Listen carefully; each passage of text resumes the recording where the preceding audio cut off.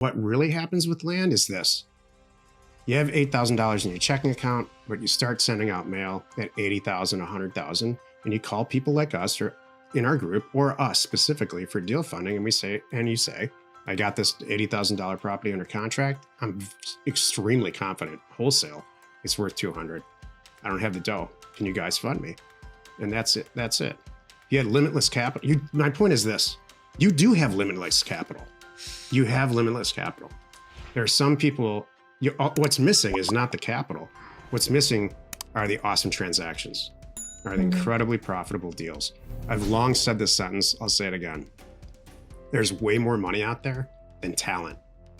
So if you're sitting here listening to this somewhere, just like I was sitting around in my apartment 25 years ago saying, what am I going to do with the rest of my life? I don't have any money and I have a terrible job and nobody likes me because I didn't meet Jill yet. Thank you.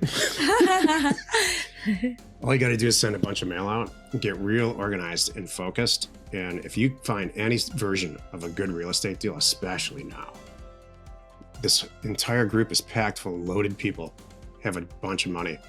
A lot of cases, way, way more money than Jill and I have. They're not going to let a good acquisition, go to waste. Yep.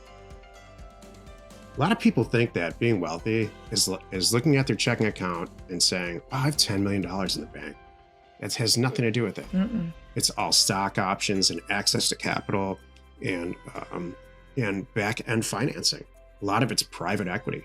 So all these people that make the Wall Street Journal and these millennials just love Elon Musk and Jeff Bezos. They just love them. I'll never understand it. They're addicted to these personalities. And all those guys don't have any money. They have hordes and hordes and hordes of assets, namely in the form of stock and stock options for companies that they took public.